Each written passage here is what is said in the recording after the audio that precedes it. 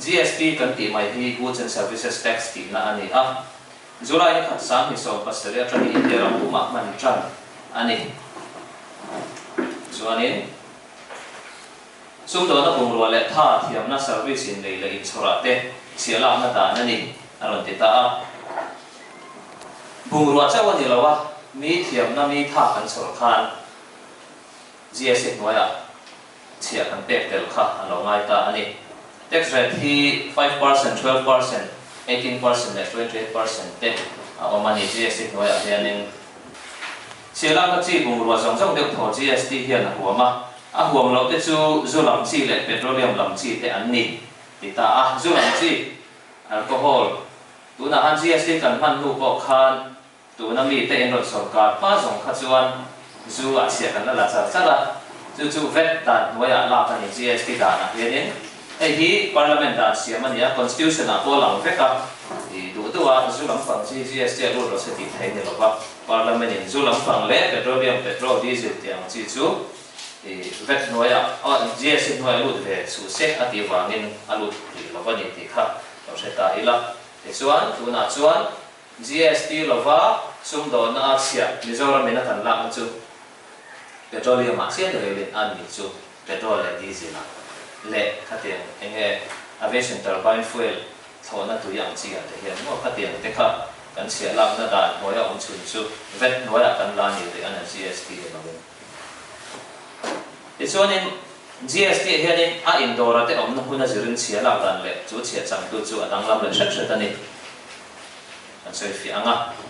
state pakhata sum dong chu state dang ami ina dor chuan IGST integrated GST la kani an soi fi anga e para ko khana thova tax rate khi apum puin IGST hingin la pop ani a entinan champha pa in an su paza kan su sinta ka kata khanin chiang sunga dam doi dor mi sa khat man i kan lata kan leita dam doi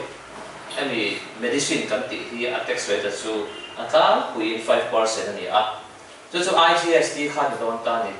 state dang omin state dang mi ka su le wa khan IGST integrated GST la tu ani a chu 5% ani ta ani chiang sunga ni ta ni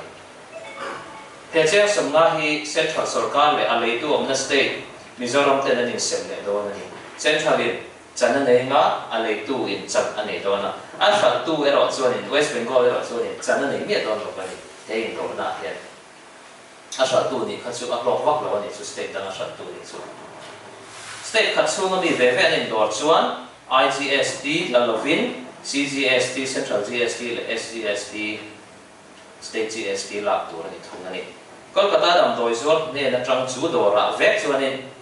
Kolkata pa emo West Bengal state sunga cheng mi dang ine mo an le chuan CGST le SGST la tu ni thu ka mizo pa ina dor kha chuan ka sumo kan ti thin mai GST invoice a khan IGST 5% cheng sunga ti alang nga maro chu West Bengal chunga mi in kha West Bengal la dor pakhata a le kha chuan in IGST la thei lo state chung in dor na chu ka chuan CGST le SGST an la anga chu chu a re ta chu 5% kha ani ta ma se CGST le SGST a theng samani wangin 2.5% le ve ava in 5% tho la tu ani ka tax rate ka chu ngai le ka total la chu 5 tho ani 5% tho ani 5% tho ma se 2.5% ve ve CGST a 2.5 SGST a 2.5 ani om se chu centrally 2.5% changa state in West Bengal state in 2.5% a chang do ani dam doi sa khat mana chuanin enge ni ang kan ti chuanin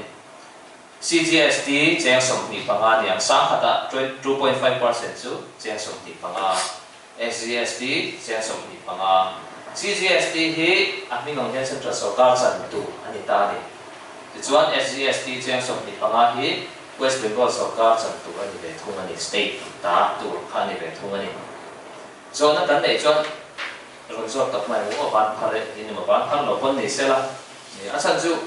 so na in lo nei ta to patan tan thek chuan apo man pa thaya chu ban chuan resort na pok pok ang umai na vat kha kan la lai ko vat kha lo poi mo khop mai he GST dan hi GST om to nuwa hianin GST hian bungrua zong zong deuh thaw kha akavara petroleum le zu kha akavar ve thei lova chu van chuanin khami chiala na dan kha omanga ya vet a khatan mang tlam ta ni vet a ma chun vet a han bungrua dang no te thei khop te ai em te po lo ni se om vek thin kha kan la suak GST a kan vom thei ve ka zu le petrol lam tak si tha na bi adan kha chu la ting re ma se a bungrua kha chu chi hi chak kha ka va ta ni achian oleh sarkar kontrak na kan lu to dol kan ron kal san per pakhata sarkar kontrak na hi abu robali na ret la tur ni lova service fuang chunga ta ani sarkar ko kontrak na hi chu are chu 12% ani de effect ani kan tho chi ho re chu 12 de effect ani chu kontrak hi service no ya ta ani bungrua a siar ani lo adiana in kan sa a cement te kan leya rot te kan leya kobza te kan le di khan thil che rong kan le ni bungro mal re khan contract ani chon lak lo tu contract ani chon service ang pui kha service ang na ani wangin 12% tok mai ni sarkar ko contract ani chuani chu nakina poi mo chau se ta ni thil dang le lo om le ta ni thil dang le poi mo de mai om le ta chu na pui se atanga 75% za som sari pangaya tam kha lei lai na top ani chuanin GST rate kha 5 ani thum 5% ha service khawani ama chon contract dang kha chu 12% ni lai PMJS wai noya kong kan lai ta na zong za som sari pangaya tam kha lei lai top mai ani chuan 5% ni thum do ani ka kan lo chin sia do ani ama ro chu lấy lại thế lệ calva xiêm thế retaining wall xiêm thế import lúc à giá sống thun về khắc khắc tiền thì xiêm chi lại thì lâu thế là chuan phải phân thì thầy lâu rồi nói là đủ ngay đó nhỉ chứ supply sarkar supply hoa chuan rate pakhat om ve lova an bungra supply GST rate ang khan GST lak ve tur ni ko pipe ka supply chuan pipe le tin GST kha anianga yang kali nak kal se ko ni pen ta supply chuan pen le tin yang kali supply a chuan ti chuan demand ni an so manga registration of insurance parcel chu kha chu contract kha service ho chu ma alu ta chu ta na pu pui ti mo kha ti ma parcel chu kha 75% ni ni ro ti kha nang wali di pa ti ni chu sa kha ni contract kha ni di pa ti kha ni chu parcel chu ano ni mo